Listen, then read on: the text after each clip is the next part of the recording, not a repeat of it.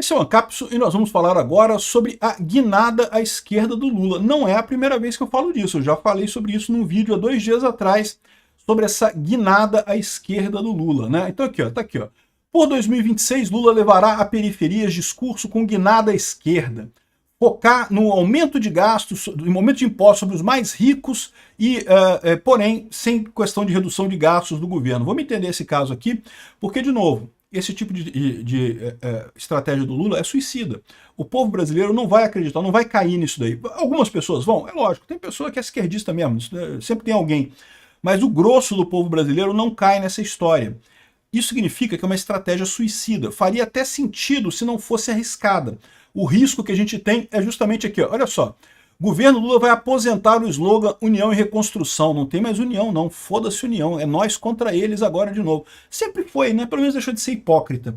Essa notícia foi sugerida por Joseph, Heitor e várias outras pessoas. Obrigado aí ao pessoal que sugeriu notícias lá no nosso site, no visãolibertaria.com. E obrigado a você que está assistindo o nosso vídeo. Se você gosta do nosso conteúdo, por favor, deixe o seu like e se inscreva aqui no canal, né?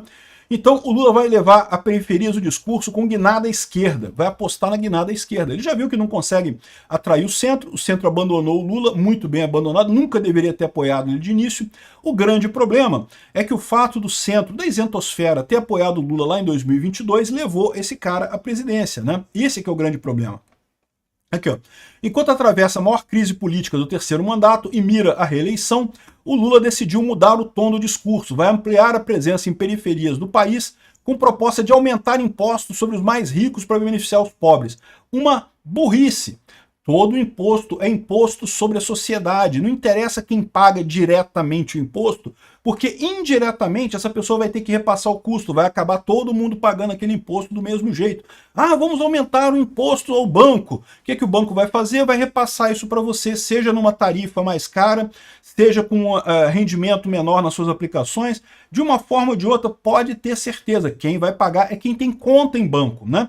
E isso vale para absolutamente qualquer área. Não vamos tributar IOF, não, porque IOF é só investidor, só quem tem dinheiro, que tem imposto sobre aplicações financeiras, né? O que é uma besteira, porque aplicações financeiras inclui você comprar coisas no exterior. E o IOF é pago. Se você compra alguma coisa no exterior e traz aqui para o Brasil, você paga IOF, né? E se você compra trigo para fazer pãozinho aqui no Brasil, você paga IOF. O que significa que aumentar o IOF vai aumentar o preço do trigo aqui no Brasil. O pãozinho que as pessoas compram na padaria vai sair mais caro no final das contas. Não tem jeito, todo mundo paga imposto. Todo imposto é imposto sobre a sociedade. Essa ideia de imposto sobre os mais ricos, imposto sobre isso, imposto sobre aquilo, não. A única diferença que tem é a parte da sociedade que é guiada por relações voluntárias, que é o mercado, em que você não é obrigado, por exemplo, quando você vai no supermercado, você não é obrigado a comprar nada, você compra o que você quiser. Ninguém é obrigado a vender nada para você também. Você vende para você se eles quiserem vender. Então, assim, é a parte voluntária da sociedade. E tem a parte coercitiva, que é o Estado. A única diferença que faz é quando o dinheiro está saindo de um lado e indo para o outro. Porque quem cria dinheiro, quem cria valor, é sempre a sociedade. Eu já expliquei para vocês, o valor é criado nas trocas voluntárias. Quando alguém compra e vende alguma coisa, né, a pessoa que compra, ela valoriza mais aquela coisa do que o dinheiro que ela está dando. Por óbvio, senão ela não comprava. E da mesma forma, quem está vendendo, da mesma forma, valoriza mais o dinheiro do que a coisa que está dando para venda. E nesse momento, no momento que fez a troca, os dois saíram mais ricos. Você reparou? Porque você achava que o dinheiro valia menos que a coisa. Agora você tem a coisa. Você ficou um pouquinho mais rico. Criou um pouquinho de riqueza. O supermercado achava que o dinheiro seu vale mais do que a coisa que entregou para você. O supermercado ficou um pouquinho mais rico. Sempre é assim. É o que eu digo para vocês. É por isso que um bilionário, como por exemplo o Jeff Bezos ou o Elon Musk, coisa e tal, é uma coisa boa para a sociedade. Bilionários são bons para a sociedade. Por quê? Se eles ficaram bilionários fazendo negócio, fazendo transações voluntárias, isso significa que, igual valor ao que eles têm hoje de lucro, eles causaram na sociedade de forma geral, porque as pessoas compraram Tesla porque gostam do Tesla. O Tesla é um bom carro, tem um bom potencial, né? As pessoas pagam caro no iPhone porque gostam do iPhone, então elas aumentaram um pouco a riqueza delas, né? Não é só dinheiro que tem valor, as coisas têm valor também. Por isso, quando você tem um bilionário, é um sinônimo de que aquele cara gerou riqueza na sociedade também. Mas é lógico, a esquerda não tem essa história. A esquerda acha que tem que punir as pessoas por serem ricas, né? E tem que botar imposto nesse pessoal. E você pode até fazer o caso que deveria ser realmente uma maneira mais equalitária, né? Deveria equalizar mais a sociedade, você ter pessoas não tão ricas assim, não tão pobres assim no final das contas. Mas o fato é que imposto não é o mecanismo para isso. No momento que você cobra imposto dos mais ricos, esse imposto acaba repassado. Todo imposto é imposto sobre a sociedade. Não existe imposto sobre serviços, imposto sobre mercadoria, imposto. Todo imposto é, em última análise, imposto sobre a sociedade. Muda quem vai pagar num primeiro momento o imposto, muda quem paga num primeiro momento o imposto. Muda de forma geral na sociedade como um todo? Não, porque isso acaba sendo distribuído e vai acabar sendo distribuído, todo mundo vai acabar pagando esse imposto de uma forma ou de outra, né? Então o Lula tá falando essa merda aqui, tá fazendo esse... Aqui, ó. Palácio do Planalto avaliou positivamente a ida de Lula à favela do Moinho em São Paulo na quinta-feira. Tinha pouquíssima gente lá, eu mostrei isso no vídeo aqui. O presidente, que pediu uma mudança de lugar do evento por ter contato mais próximo com os moradores, anunciou compra de moradias para integrantes da comunidade, não sei o que lá, e fez um evento sem palanque, conversando com a população em uma quadra de esportes, para ver com pouca gente que tinha. Meia dúzia de pessoas só, que o Lula foi lá e conversou com as pessoas, né? E no dia seguinte, no Tocantins, ele afirmou que parte da população não gosta dele por causa do projeto que eleva o imposto de renda do extrato mais rico para compensar quem recebe até 5 mil reais. Por quê? Porque no final das contas é mais imposto sim, todo mundo acaba pagando esse imposto, né? Enfim, ele disse que vai fazer outras visitas desse jeito e coisa e tal. O problema é que, eu não sei se vocês percebem, mas falar para uma pequena participação, um pequeno número de pessoas, é altamente ineficiente para o Lula. Ele pode até agradar esse número de pessoas, ele pode. Tem pessoas que gostam do Lula? Tem, pô. Tem pessoas que, né, quando eram crianças, caíram do berço, bateram com a cabeça no chão, e aí gostam do Lula, né? Não dá para fazer nada. Essas pessoas estão aí com a pecinha quebrada na cabeça. Mas tem gente que gosta do Lula. A questão é que falar numa quadra para um pequeno grupo de pessoas, no final das contas, é pouco escalável, não tem escalabilidade, não aumenta a quantidade de gente atingida pelo Lula, né? De certa forma, a gente tem que agradecer isso daqui. Por quê? Porque, de novo, o Lula está entregando a eleição de 2026 para a direita. Enquanto o Bolsonaro surfa na internet, que tem uma escalabilidade absurda, se atinge milhões de pessoas na internet com posts, com memes, com vídeos, com o que quer que seja que você faça na internet, o Lula se contenta a falar, bater papo numa esquina, numa quadrinha de esquina ali, com meia dúzia de pessoas, e isso é absurdamente ineficiente. Agora, o problema que eu falo para vocês é o seguinte: o problema que eu falo para vocês é que, e se o projeto do Lula não for propriamente ganhar a eleição em 2026 e se implementar o comunismo de vez aqui, né? É isso que eu tenho medo. Já falei para vocês, a gente está num limiar muito preocupante nesse momento, estamos ali no divisor de águas, né? Pode ir para um lado, pode ir para o outro, vai depender da decisão do Alexandre de Moraes sobre a questão do IOF. Aqui, ó, o governo Lula vai aposentar o slogan União e Reconstrução em meio à crise. Então o governo Lula vai abandonar a União, vai para a esquerda. Estão dando todos os sinais, vai radicalizar na esquerda o governo Lula. A economia do Brasil, meu amigo, se segura, porque está achando que está ruim aqui, vai piorar. Esquerda, vocês sabem como é que é, né? Daqui a pouco surge um plano heterodoxo maluco do Lula aí, estilo Sarney aí, um plano Bresser, plano Verão, plano dessas coisas. Vocês lembram dessas coisas? Pois é, meu amigo, não duvide, não duvide. O Lula tá indo para a esquerda. Esquerda quer dizer que ele pode fazer essas loucuras todas, né? Aqui, ó.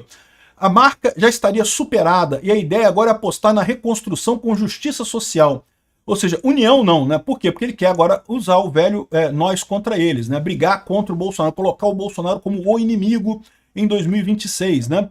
O que, de novo, é entregar a eleição para o Bolsonaro. Por quê? Porque se o Lula elege o Bolsonaro como o inimigo em 2026 e está fazendo um governo de merda, que todo mundo percebe como um governo de merda, ele está entregando a eleição para o Bolsonaro. Tá aqui, ó. Esse cara é contra eu. A minha antítese é o cara totalmente diferente de mim e eu estou na merda. Então o pessoal vai querer o outro lado. Ou seja, está entregando a coisa para o Bolsonaro, mas é tudo que resta para o Lula, porque não tem mais nada o que fazer. Ele já viu que, do ponto de vista de ideias, ele nunca teve um projeto para o país, né? Todo projeto do Lula é voltar para o passado. Só que não se volta para o passado, meu amigo. O mundo sempre vai para frente. Não tem como voltar para a situação de 2003, voltar para a situação de 2006, voltar para 1990. O sonho do Lula, as ideias do Lula são ideias para 1970, na verdade, né? É mais antiga ainda. Mas o Brasil não vai voltar. Elas já eram ideias antigas em 2003, quando o Lula foi presidente, e já deram errado naquela época também. O Brasil cresceu apesar das ideias do Lula, não por causa das ideias do Lula. Só que agora está muito defasado esse tipo de coisa. Então tá aqui, ó, o novo slogan do governo deve abandonar a ideia de união. Tem união porra nenhuma, vamos bater em bolsonarista. E a reconstrução a partir dos escombros do governo Bolsonaro. No governo Bolsonaro, a inflação estava controlada, estava caindo, as estatais com superávit, todo mundo indo bem. Quem que estava mal na época do governo Bolsonaro? Artista rico da esquerda, os artistas da Rede Globo, todo mundo reclamando que não conseguia mais dinheiro para fazer filme de merda deles. O pessoal do sindicalista, todo mundo chorando, mas o sindicalista não serve para nada mesmo. Esse é o grande problema. O Lula resolveu o problema dessa galera, dessa pelegada toda, desse monte de gente inútil que não produz nada para a sociedade e quebrou a economia de verdade da sociedade, né? Aí vão dizer, agora vai dizer que a culpa é do Bolsonaro. Lembrando que quando o Lula recebeu o governo, ele recebeu tão bem, que o Lula disse que não, que no primeiro trimestre já tivemos um crescimento enorme, como se o crescimento fosse por causa do Lula. É lógico que o crescimento foi por causa do Bolsonaro, né? Ele recebeu um governo muito bem, um governo funcionando, né? E cagalhou a coisa toda. A verdade é essa, a culpa é 100% do Lula. Os escombros do pós-Bolsonaro são causados pelo Lula. Aqui, ó, tá aqui o Lula de novo no local, aqui o tipo de encontro do Lula aqui, meia dúzia de pessoas sentadas, né? Pois é. Agora, o que eu falo para vocês é isso. Essa estratégia do Lula de ir para a esquerda, eu acho ótimo, acho lindo isso. Tem que ir para a esquerda mesmo, porque na esquerda eles vão perder, não vão conseguir nada. Agora, o problema, o que eu falo para vocês, é o risco que você tem da radicalização chegar no nível Venezuela, né? Derrota do Congresso agrava a dificuldade eleitoral de Lula para 2026, como eu falei para vocês. O Lula precisa de apoio dos partidos de centro, porque os partidos de centro que têm capilaridade para chegar naquela multidão de brasileiros que não estão nem aí para política, e aí você consegue levar esse pessoal para votar. Não é só as ideias, né? A esquerda ela é muito forte em grandes cidades no Brasil. É lógico, sempre tem um esquerdista em tudo quanto é lugar, né? Esquerdista é uma praga, né? Mas ela é forte nas grandes cidades. No interior, depende de partidos do centrão. Todas as vezes que o Lula ganhou a eleição, ganhou em conjunto com o PMDB, com algum partido do centro, com alguém ligado ao centro, né? E justamente porque tem que ter penetração nesses lugares. E agora o Lula diz que está ignorando. O Congresso não quer mais ajudar o Lula nisso, porque já viu que o Lula atrapalha mais do que ajuda, e 2026 eles preferem se reeleger sem o Lula. Eu estou para te dizer que o Lula está entregando a eleição de 2026, com a ressalva que eu faço agora. Em determinado momento na Venezuela, o Maduro também desistiu de procurar fazer coisas eleitorais, de convencer o povo a votar nele. É mais fácil convencer o executivo, é mais fácil convencer o judiciário a garantir que eu sou o eleito toda vez, e é muito mais simples isso, e pronto, e acabou, né? E você diz que isso é para defender a democracia, e não sei o que lá, a soberania do país, e não sei o que lá. Isso é o que eu temo. Vamos ver qual vai ser a decisão do Alexandre de Moraes sobre a questão do IOF, porque isso vai ser uma coisa decisiva essa semana. Obrigado por assistir o vídeo até o final. Além de curtir, compartilhar e se inscrever no canal, considere se tornar patrocinador com valores a partir de R$ 1,99. Clique no botão Seja Membro abaixo para saber as condições e vantagens de patrocinar o canal. Mais informações sobre o nosso projeto, visite nossos sites indicados na tela.